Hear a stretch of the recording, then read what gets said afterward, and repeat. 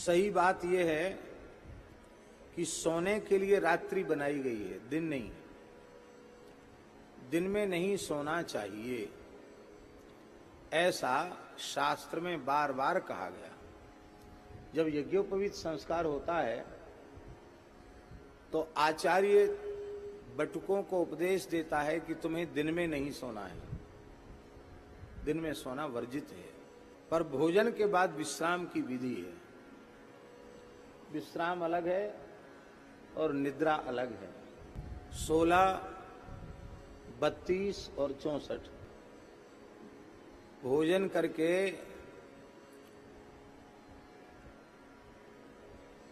16 कुल्ला करना चाहिए। कितने कुल्ला? गिनती करके 16 कुल्ला। दंत धावन के पश्चात 12 कुल्लों की विधि है, गंडूस की विधि है। शौच के पश्चात 8 गंडूस की विधि है, कुल्ला की विधि है। किंतु भोजन के बाद 16 कुल्ले की विधि है। अन्न का कोई कण भीतर न रह जाए, नहीं उच्छिष्ट माना जाएगा। 16 कुल्ला करके और फिर हाथ धो करके गीला हाथ या अंगुष्ठ और ये दोनों उंगली ऐसे नेत्रों पर लगाना चाहिए गीली, और उच्चारण करना चाहिए धन्वंतरे नमः, अशुभ्याम नमः, सुकन्यायै नमः, ये कहना चाहिए। शर्याती की पुत्री सुकन्या, महर्षि च्यवन की पतिव्रता पत्नी, जो सुकन्या का, अश्विनी कुमारों का, धन्वंतरों का, धन्वंतरी का नाम लेकर गीले जल से अंगुष्ठ, मध्यमा और अनामिका का स्पर्श नेत्रों से नित्य प्रति करता है, तस् नेत्र ज्योति समाप्त नहीं होती। हम लोग आलसी ये नहीं करते हैं, इसलिए। नहीं तो शास्त्र की विधियों का अक्षरशः हम श्रद्धा पूर्वक पालन करें तो 100 वर्ष तक किसी कृत्रिम उपकरण से हमें देखने सुनने की आवश्यकता नहीं। फिर हाथ धो करके गीला हाथ पेट पर घुमाना चाहिए। इतनी विधि के बाद फिर लघुशंका न लगी हो तो भी जाना चाहिए।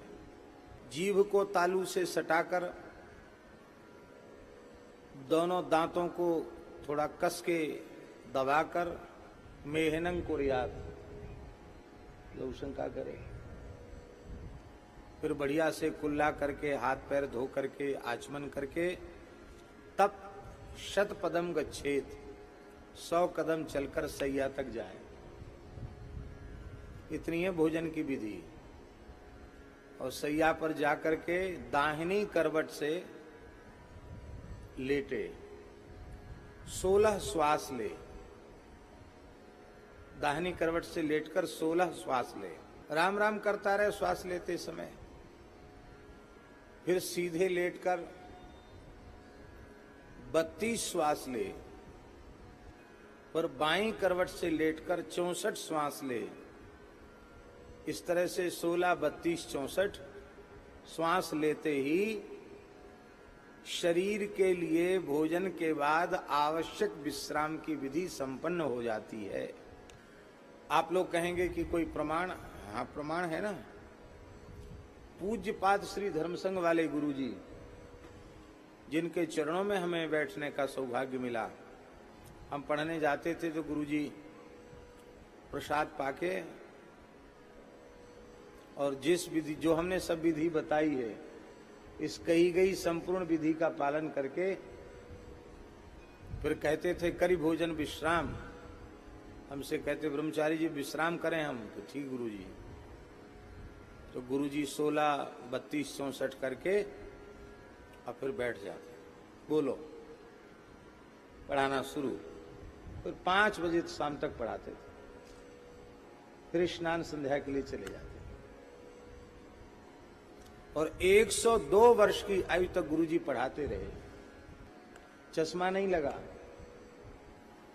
कमरे में लाइट तो जलाते नहीं थे, अंधेरा सा रहता था कोठरी में जहां उनका निवास था। हम कहते गुरु जी लाइट जला दें, तो कहते रे सूर्य भगवान का तिरस्कार हो जाएगा।